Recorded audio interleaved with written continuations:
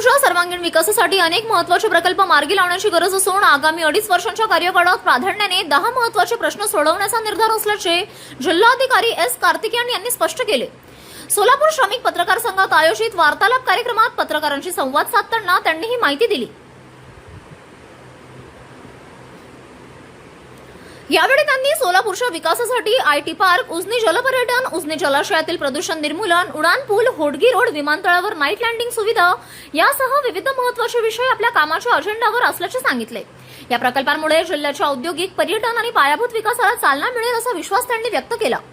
जिल्हाधिकारी एस कार्तिकेयन यांनी पंढरपूर आषाढी वारी यंदा अत्यंत यशस्वीरित्या पार पडल्याचे सांगत यावेळी जाणवलेल्या त्रुटी दूर करून पुढील वारी अधिक सुयोग्य नियोजनासह पार पाडण्याचा संकल्प व्यक्त केला। तसेच जिल्ह्यातील कर्जमाफी योजनेचा 26,573 शेतकऱ्यांना लाभ मिळणार असल्याची माहिती त्यांनी दिली। यापैकी सुमारे 70% लाभार्थ्यांचे आधार लिंकिंगचे काम पूर्ण झाले असून उर्वरित प्रक्रिया लवकरच पूर्ण करून पात्र शेतकऱ्यांना योजनेचा लाभ देण्यासाठी प्रशासन प्रयत्नशील असल्याचेही त्यांनी सांगितले।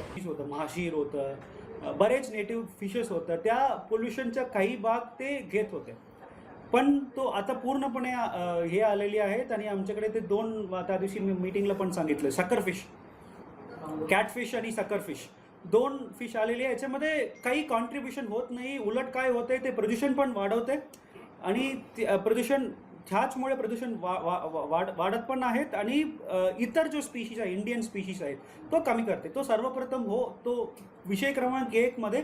आणि जुना जो इंडियन हे स्पीशीज आहेत, काय म्हणतो आपण, प्लांट स्पीशीज आहेत, तो सुद्धा आपल्याला एलियन स्पीशीज कमी करून इंडियन स्पीशीज वाढवायचा प्रयत्न पूर्णपणे करावा लागेल। तो पण आता प्रवीण सिंग परदेशी सरांच्या मार्फत तो काम चालू आहे। तो एक।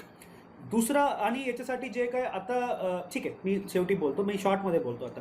तो सर्वप्रथम प्रदूषण कमी करण्याचा भाग म्हणजे तो इंडियन स्पीशीज वाढवणे आणि एलियन स्पीशीज पूर्णपणे तिलापिया सुद्धा एक एलियन स्पीशीजच आहे, तो पूर्णपणे आपल्याला काढावा लागेल। काढून जुना जे काही स्पीशीज होतं तो पूर्णपणे परत इंट्रोड्यूस करावा लागेल।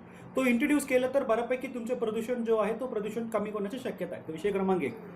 विषय क्रमांक 2, पूर्णपणे सर्वप्रथम आपल्याला मॅपिंग करावं लागेल। तो याच्यामध्ये ऑलरेडी 80% काम पूर्ण झालेली आहेत। मॅपिंग म्हणजे कोणत्या कोणत्या गावामार्फत किती टक्क्याच्या MLD पाणी प्रदूषण करत आहे, तो आपल्याला पूर्णपणे आयडेंटिफाय करावा लागेल आणि तिथे उपाययोजना करावं लागेल। पालखी स्थल आहे, ते बरेच पालखी स्थलमध्ये फायर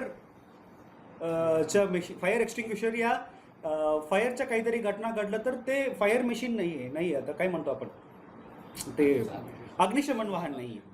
तो वाकरीमध्ये होतं म्हणून तिथे एक मोठा डिसास्टर आम्ही प्रिव्हेंट केला। तिथे एक सिलेंडरचा फायर आला होता, इमिडिएटली विथिन फ्यू मिनिट्स, म्हणजे 2-3 मिनिटला आम्ही हे बुजवलं।